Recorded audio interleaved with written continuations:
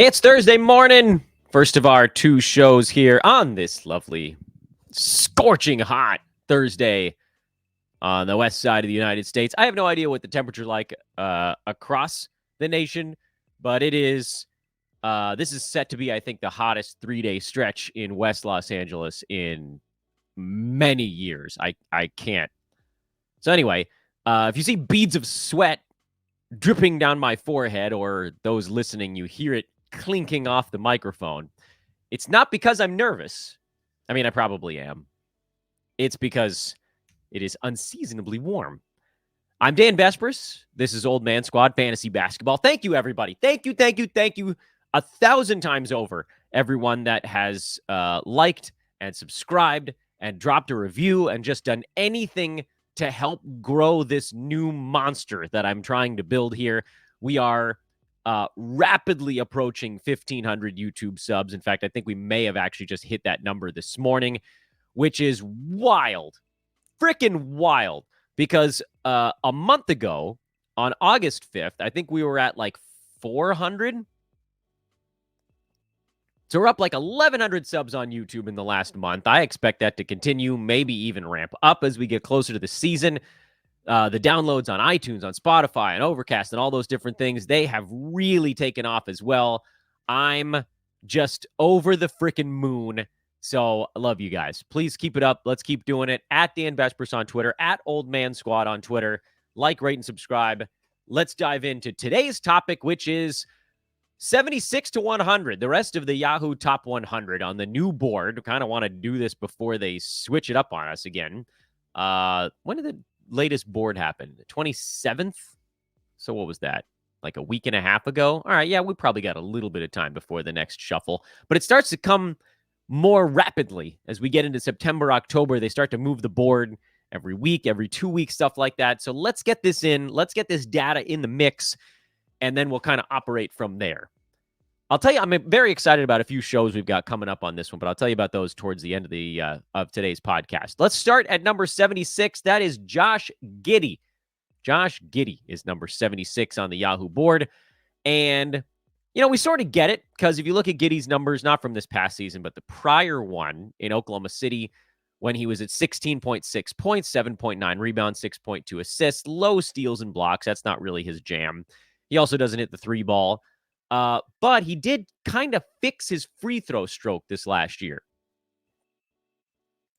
So a nice scenario for Giddey is that he does basically what he did in OKC in 2022, which is the numbers we just read off, but also fixes the free throw part. Not that he gets to the line all that often. So it's not like it's this massive difference maker for him. In fact, he was like number 115 in 9-cat, and if you're punting free throws, only moved up to like 105. So it wasn't a huge difference. But he's also a high turnovers guy, so you've kind of got that 8-cat stuff in the mix. And in fact, if you're punting turnovers, that's where he sees the big jump. 2 years ago, he would have jumped all the way up to number 72. So the bit 9-cat, 8-cat gap for Giddey is kind of the big thing on him. I'm generally trying to compete in turnovers. Roto in particular, I'm doing it. And on head-to-head, I generally don't throw them away, just because it's not the way I draft the team. Like, I'm very rarely going to draft LaMelo in the second round. I'm very rarely going to take Trey in the first. The way that I get set super far behind the 8 ball in turnovers is if I end up probably with the 3rd or 4th pick and I land on Luka. That's the one really big turnover guy that I'm totally fine with having on my fantasy team. Luka's awesome. I will not turn him down because of 4 turnovers a game, because the rest of his stuff is so freaking good. Like, and I don't know, maybe the free throw number for Luka doesn't hold, but if people are like, Dan, why are you cool with Luka and not Trae Young? I mean, look at the damn numbers. Those guys are separated by a chasm the size of the Grand Canyon. And so that's why I'm not as enamored with Josh Giddey. I don't think he's going to be a positive, at least not by much, in scoring at this part of a draft. I guess is fine, but like, the combination of rebounds and assists is kind of what you're getting here. And then the reason to take Josh Giddey over Draymond Green is the points. So I don't know. I understand the appeal of him going to a new place and having this fresh start and being more of a focal point. But I also see the limitations of it if you're trying to compete in turnovers, because there's almost no way that those are not pretty high. So not really a target of mine. Someone's going to take him here who is punting turnovers, and that's fine. Like, that's an okay pick for them. It's just not for me. By the way, I think it's probably also worth mentioning that Giddey moved from 82 to 76, so value dissipating. Another dude who moved up the board is Bradley Beal, the next name that we're going to talk about here. He moved from 85 to 77, which is a damn shame, because at 85, I thought that Beal was one of the easiest picks on the board. He finished at 72 per game last year. He was top 40 the second half of last season. Slightly less than the second half of last season. He was top 50 the second half. He was top 40 like the last 2.25 months or something like that. He actually crept up towards 30 down the stretch when he was shooting 54%, but I don't think we can expect that to stick. Beal is going to get you a slight positive in points this year, most likely. He's an okay rebounding shooting guard. He'll hit you probably between 1.5 and 2 3-pointers a game, 5 assists, good steals, good blocks for a guard, great percentages for a guard. He's a terrific roto target. And again, for me, like we just did a show yesterday on how you can actually win a head-to-head league without specifically punting something right out of the chute. He's a great fit for that. So I still like Beal at 77. I'm not that worried about health, and maybe I should be. Split the difference. D'Angelo Russell at number 78. Thank goodness he moved down the board. He was way too early. He was 58 on the first Yahoo board. He's down where he belongs now. Because D'Lo was, by the way, he was a top 40 guy second half of last year when the Lakers were like, just be you. And he started firing. He averaged 20 points a game the last 40 games last year. So I think there's actually some upside here with D'Lo. I know everybody thinks the Lakers are going to trade him, and they might. He might get packaged in something to go, try to get a Zach LaVine or a Kyle Kuzma or something like that. They'll need his contract in those things. But wherever he ends up, he's going to do stuff. Because a contender is not out there hunting for D'Angelo Russell to go give him a marginal side role. If D'Lo gets traded this year, he's probably going to end up on a team where he continues to get high usage. Potentially even more than what he has with the Lakers. So I'm not that worried about the D'Lo trade thing. He's a great fit in the regular season in LA. When the floor is open, teams aren't guarding anybody. He's terrific. He's not a great fit for the playoffs because he's extremely slow, and he'll say that, and he's the first person to tell you, I'm slow. I got to figure out ways to win other ways. With craftiness on offense, that works. Defense, you can't just be crafty all the time. You kind of have to have some quickness, and he doesn't. So he gets played off the floor in the postseason at times. But guess what? Doesn't matter. We want him for the regular season. I love D'Lo here at 78. I think he's a great pick. CJ McCollum at 79 is the next name on the board. CJ moved from 73, dropped back to 79. He's even money there. He finished at this is top 40 last year for McCollum. He had a big year, but he's going to come down a lot. He'll probably be more like an 80 range guy, and so take him here. That's fine. I have nothing to add on CJ. Jrue Holiday at pick 80. This is actually an okay spot for Jrue. He hasn't moved much. His Yahoo rank has pretty much stayed exactly the same. And everybody hates him because he had a very quiet season last year. He was number 74 on basically a poor man's version of his teammate, Derek White. He was Derek White, but not as good this last year. Drew's amazing defensively. He's never going to lose playing time on that Celtics team. The fear, I think, with Holiday this season is, finals run, Olympics run, and Derek White, by the way, same fears. And Jrue is older. Now, Derek White, what did he? Scored 3 points more than Holiday this season, and he hit about half a three-pointer more. Their rebounds and assists, again, comparing Derek White to Jrue Holiday, were almost exactly the same. White was at 1 steal, 1.2 blocks. Holiday was at 0.9 steals, 0.8 blocks. They both were good percentages, guys. I get it. There's a difference there, and that's the difference between a 40-slot ranking thing, but they're actually not that different. So I think Jrue Holiday has a little bit of value here with Porzingis out for half the season. I think you're going to see Holiday take more than 10 shots. How many? It's hard to say. Quite hard to say. Because, second half last year, I think he only took 9 shots a ball game, but he's still like around top 70 in that realm. 70, 75, and 9 shots. If he takes one of Porzingis' shots, you're looking at a guy that could claw his way up into the 50s and 60s. So, yeah, I'll take that dude at 80 and just say, you know what? I hope he can survive this thing.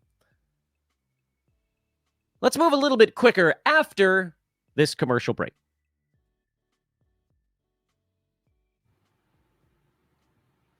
We still got 20 names to go, and I want to try to do them. I want to try to do them in 20 minutes. Coby White at number 81. Everybody loves Coby White, but Coby White's fantasy game is weird. He's points, he's free throw percent, and he's a little bit above average in assists for your standard shooting guard stat line. We've talked about this a lot. It's actually really hard. I would argue that the shooting guard and maybe the small forward, but more so the shooting guard, quote unquote, stat set is the hardest one to achieve good fantasy value with. Because the shooting guard, quote unquote, stat set usually doesn't involve much in the way of blocks, field goal percent, steals are sometimes low, rebounds are usually relatively low. And that's kind of what Coby White suffers from. And even the second half last season, when he was really out there just firing away 16 plus shots a game, he was still ranked outside the top 100. Not because he was particularly, not because he wasn't doing things. He was averaging 20 points, 2.5 threes, 5.5 assists over that stretch, and 86% at the foul line. But he was extremely poor in both defensive categories. He wasn't good. He was a drag on field goal percent. And sure, you could punt some of those things and get him up to this pre-rank of 81, but you kind of have to be willing to punt one of those things or more. On top of the fact that the Bulls have 900 guards on the roster right now. And look, Kobe's going to get to play. He's not going to be a guy that gets wedged out by freaking Talen Horton-Tucker, who they just signed on Exhibit 10 or two-way or something like that. A camp deal. But there's a lot of touches to deal with, especially if Zach LaVine plays. So Coby White's not really one of my main targets this season. I'll probably let him drop. I think I forgot to put his face on the screen. Here's Kyle Kuzma at 82. And this is another build guy. Kuzma's a classic build dude. He's going to sit probably outside the top 100 in overall rank, and a lot of that's going to be because of the stuff that he's bad at, which is notably the 3 points league categories: field goal percent, free throw percent, turnovers. He's also not great in defensive stats, but not as bad as Coby White. And then he's going to get you counting stuff.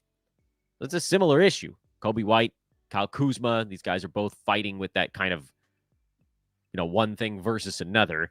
I'd probably rather have Coby White, by the way, between those two guys if it was coming kind of right down to it, because at least he's a positive in free throw percent. He's not weak in all 3 of the points league categories. And yeah, Kuzma's a better rebounder, but Coby White's going to be better in assists and blah, blah, blah. And the other stuff is going to be pretty tight between the two. Kuzma is Kuzma at this point. There's also no unknown there. So if you're taking Kuzma in the 80s, presumably you're an 8-cat and maybe punting a percentage. So pass for me, because I'm generally not doing those things. Khris Middleton at 83. I want absolutely positively nothing to do with Khris Middleton at 83. No. I'm just giving you a flat out no. No.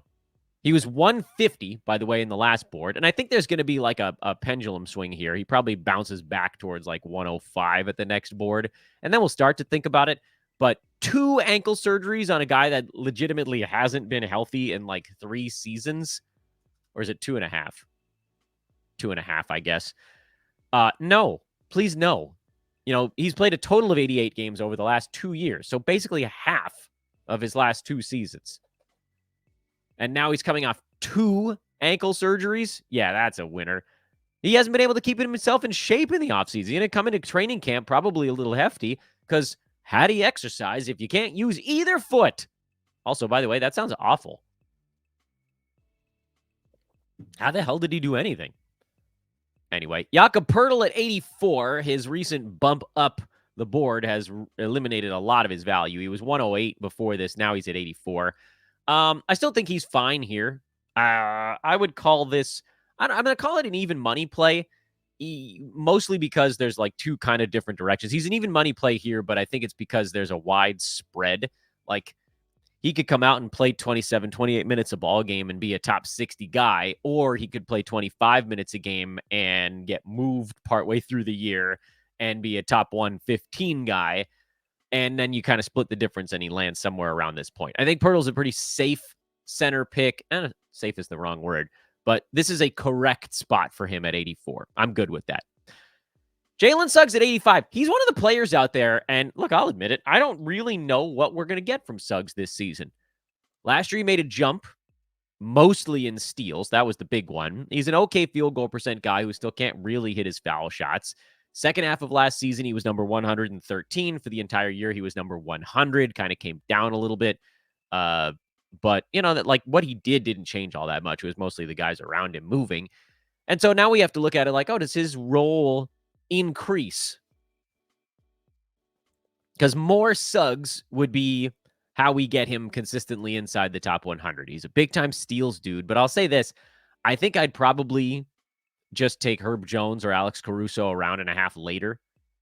And so for Suggs, I'd rather just save the draft capital and deal with the steals issue in a round and a half. Isaiah Hartenstein at 86. I love him here. I loved him where he was, and I love him here still. He was 96 before. That was an easy one. 86, a little bit of a tougher call, but I still love it. I just, like, Hartenstein feels like 25 minutes is kind of the bare minimum for him, maybe 24. And 24 minutes, he can be an 80-some-odd range guy. So you're still getting him at his floor, Hartenstein, whereas on the first board, you were getting him below his floor. Love him. Hartenstein, all in on Hartenstein at 86. I don't know why. I forgot to color code him green on my personal board, which, by the way, personal board, free for everybody. The Google Sheet link is in the show description every day. I like the guy behind him, too, and that's Jonas Valanciunas at 87. The fear with JV is similar to the fear with Al Horford, is that at the midseason point, something happens. And with Horford, that something is Porzingis coming back. With Valanciunas, that something is a youth movement or a trade or whatever that blows up his spot. But before that, 24 minutes feels, again, we're talking like minima here. And for Valanciunas, he's put up huge fantasy lines in 24 minutes in the past. Like, this is not difficult for him. Plus, it comes down to how much usage he's going to get, and he'll get plenty on this team because the players around him are not very good. So I'm good with JV at 87. I think this is a very reasonable spot for him. I like him more in Roto than head-to-head because of that second half fear. You don't want to have to bench him for your fantasy playoffs if he gets yanked from the rotation or traded to a spot where he's an 18, 20-minute backup. And that's a legitimate concern with JV, but I'm willing to take the plunge here at 87. Anfernee Simons at 88 is exactly where he belongs. 100% exactly where Simons belongs. He's a chucker in every sense of the word. He's going to destroy your field goal percent. He's the shooting guard stat set we were just talking about, but he's a very good one because he hits a ton of threes and actually does get a few assists, although that number is in a little jeopardy with Scoot handling more of the point guard job this coming year. This is where Simons belongs. He's not going to end up on a ton of my teams. He'll probably end up on a team of mine where I'm punting field goal, but otherwise he's not really a great dude here. That's how he gets beyond this range. But he's also on an awful team, and he is apparently also on the trade block, so shrug. So probably I won't draft him, but this is relatively fair. Terry Rozier is an interesting one. He's pre-ranked here at 89, but he's going way later than that. He fell from 84 to 89, and we talked about him a bunch on the ADP show yesterday. Rozier's pre-rank is 89, but he's getting drafted outside the top 100 pretty consistently. So let's hold two thoughts in our head on this one. I don't like Rozier at 89 because the other options on the board here, there are still some good ones. We just talked about Hartenstein, Trey Murphy, we're going to talk about in a minute. There are a couple guys in the early 90s I like a lot. But I like Rozier a lot if you can get him at 105. And that's where he's going in drafts right now. To me, that's a no-brainer. 9th, 10th round instead of, I guess this is the middle of the 8th round. That's a huge difference. Middle of the 8th round is when you're getting into the last 15 or so, 10 to 15 legitimate, like all-the-time fantasy threats. And then you start to get into the, we got to take a shot, guys. And if Rozier's out there, you don't have to take a shot yet. So I like him where he's going. You can see the ADP on your screen says 99. It's actually later than that, but I don't like where he's pre-ranked. He'll probably go lower on the next Yahoo board because sometimes they reflect the ADP. And Trey Murphy at number 90. I kind of like this one here. I haven't talked a whole lot about Trey Murphy this year, mostly because I'm avoiding the Pelicans like the plague. And so Murphy should technically fall in that mix. He's just so damn good. I'm going to call this one even money. I'm fine with him here. I'm not that excited about it. I'm just fine with it. One more quick break, and then we'll do our final 10.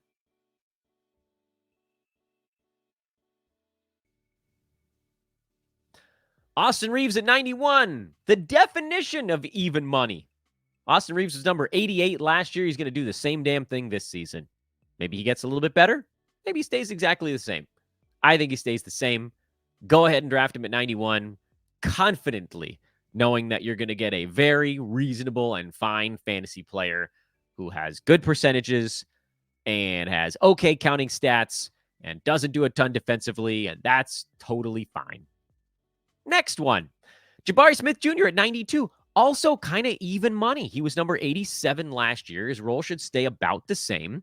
The hope with Jabari Smith, if you're drafting him, is that his field goal percent in particular gets a little bit better. And it could. Young players, still very young, third year now, they do tend to make incremental improvements. So could field goal go from 45.5 to 46.2 or something like that? Sure. Could free throw go from 81 to 81.5, 82? Yeah, these things happen. And that puts him just a little bit ahead of the 8 ball. I don't think we see a regression for Jabari Smith. Like, I mean, it's possible. I mean, his field goal and free throw numbers were both lower his rookie year, but he also feels like kind of a safe. He's center eligible, by the way, which is also kind of useful. He's sort of a safe, like, punt some big man categories kind of center. Like, is he a punt field goal center for your team? Sure. Doesn't assist much, but scores a little bit, gets the 3 balls, hits free throws, some steals. I don't know. Listen, I can't sell you guys on the fact that I'm excited about him. I'm not, but he's even money. John Collins at 93 is a big, fat question mark. He was amazing when Utah turned him loose as the starting center. We don't know as of this day, September the 5th, 2024, if John Collins is going to be the starting center for the Utah Jazz to start the season. It might go back to being Walker Kessler again. And when John Collins was the power forward for the Jazz, he was like number 110. And when he was the center in almost the same number of minutes, he was inside the top 50. It's the magic of being the guy that gets the rebounds and the field goal percent and the block opportunities, the blopportunities. John Collins really took advantage of that, proximity to the bucket, basically. And so, I'll call him even money here. I like John Collins at 93. I liked him more before. I believe he moved up a little bit. Yeah, he moved from 106. I liked him a lot at 106. I still like him at 93. But now we're starting to get to, this is where he belongs. Because bad scenario for him, he's outside the top 100. Good scenario, he's pushing top 50. Take him somewhere in the middle. Middle would probably be the 80s. And so the fact that you can still get him in the 90s, I like. What's his ADP right now? Still at 107, but it's moving up. So, generally, I'm into it. But he is trending sooner. He was 113, then 111, then 109, then 107. Like, he's going towards 100. And I think he's probably the right play around 100. Jerami Grant at 94. I want nothing to do with Jerami Grant, because if he stays in Portland, he's going to sit the last 20 games. And even if he stays in Portland, he wasn't very good last year. He was a low field goal percent guy who didn't really care about defense anymore, stopped rebounding entirely. Believe it or not, didn't hit that many threes. His positive attributes were points and free throw percent, and that was it. It was an ugly year. A trade somewhere to a team that cares might reinvigorate him, but also it sounds like he's totally fine just like collecting paychecks on a bad team. That's not really a guy I want on my fantasy roster because there's no incentive for him to play harder. And the things that Grant stopped doing from when he used to have more fantasy value were the things that require him to care, rebound and defense. Fart sound effect. Chris Paul is number 95. I remain super annoyed that Chris Paul isn't going later. I thought for sure CP3 was going to go deeper in drafts. And admittedly, he is getting drafted a little bit later than this pre-rank. He's going more like around 103, which, and I don't know, maybe I'm being weird about like the difference of 8-9 slots, but I feel much more comfortable taking Chris Paul after these last few, like, again, legitimate threats are off the board than I do beforehand. And that's not to say Tyus Jones, Kristaps. I think these are the next guys on line. I'd rather have Chris Paul than those dudes. But like Jordan Poole, who burned everybody last year, is a 32-minute a guy who's going to get a bunch of opportunity this season. I'd rather have Jordan Poole than Chris Paul. I know. Dan said that. Can you believe it? Herb Jones, even on the Pels, Caruso, Draymond Green. Like, go down the board. Ivica Zubats, Bogdan Bogdanovic, OG Anunoby. There's a lot of guys left that, in my eyes, have a safer role than Chris Paul. And this is, again, coming from me, people. Dan Besbris, champion of the old man squad, that when Chris Paul signed with the Spurs, I was like, yes, this is our moment, because he's going to play high 20s in minutes, and he's going to run the offense every second he's out there. He's just going to be dishing. That's going to be his whole job, is to rack up 7 to 8 assists per ball game and over a steal and a three-pointer and hit his free throws, because they'll need him to do that down the stretch. And I thought, this guy's going to walk into top 100 value, and there's a little bit of upside beyond that if he plays, 28, 29 minutes instead of 27. I thought, and we'll get him at 110, because everybody's going to be like, Chris Paul is ancient. I don't want him. But apparently we can't get him that late. So as much as I love Chris Paul and his fantasy game, and I've had him for a billion years, I think this is like, I don't want to say totally priced him out, but pretty freaking close to pricing him out. Chris Paul's best case scenario in my mind is like 75 range, and worst case is, he breaks down completely. Like, someone that old with now a lot of recent injury stuff after a few years where he didn't have it, like, you need more upward trajectory, upward room to justify the pick. And so I don't think I've taken Chris Paul in a single mock draft this year, which is, we did all those shows back in like July, right after free agency, where I was like, this is where I think these guys are going to get drafted. And I've been relatively close on a lot of them. I'm not even in the vicinity on Chris Paul. He was way higher than I expected. Now, maybe he gets bumped down. Let's hope he does. And then we can start thinking about him again. Tyus Jones at 96 is a pass for me. Someone in the comments dropped the Randy Jackson. That's going to be a no for me, dog. That's going to be a no for me, dog, on Tyus Jones at 96. I'll happily take him in the Mike Conley range at like 115. I ain't taking him at 96 because he could get played off the floor. Not because he's bad, but just because of matchups. They can run Booker at point. They can run Beal at point. They can run Grayson Allen at point. They can run Royce O'Neal at frickin' point, or Kevin Durant. Like, they don't need a traditional point guard. They got Tyus Jones on the cheap. It's an incredible signing by the Suns, and it sounds like he's going to start the season as the starter, but there's just no chance he does as much this year as last season. He's going to do efficient stuff. He's going to be at probably like 10 points, 5 and some odd assists, which is a lot more like, the Memphis era.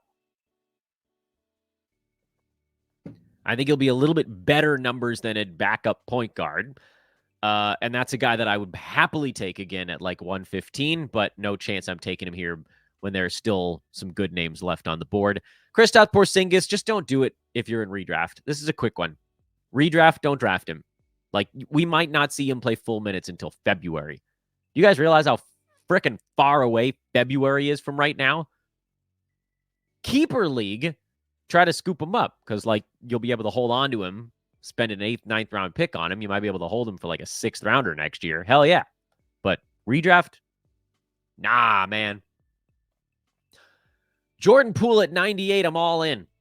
I'm all in. And you guys should trust me on this one because I was all the way out on Jordan Poole last year. And we just talked about this with Josh, I think. Or was that on air or was that off air? It doesn't matter. Either way, Josh and I were talking about Jordan Poole. And, he was saying like, oh, I was too high on this guy. I think that was on air. And I said, look, I wasn't super low on Poole last year. I was just terrified because we know he has an extraordinarily low floor of really bad field goal percent and a bad assist to turnover ratio. And like, if the bad comes out, he can boom. And we saw it in the worst way last year. But what we also saw last season was down the stretch when Jordan Poole became more of the point guard for that team. He put up, not that his decision-making was a ton better, but he put up really good fantasy numbers. 21 points, 6 assists, 3 threes over a steal. He's one of the best foul shooters in the NBA. That was something that I think we were counting on even from the beginning. And the closer they got to the end of the season, the more guys around him started just sitting it out, and his numbers just kept getting better. So I think Jordan Poole could coast along in the 70s this season. And if you're punting field goal, he obviously moves even well beyond that. And if you're punting turnovers, he moves beyond that even. And so we've talked about this a little bit on today's show. Taking a guy at their punting ceiling is a bad idea. But taking a guy at their punting floor is a good idea.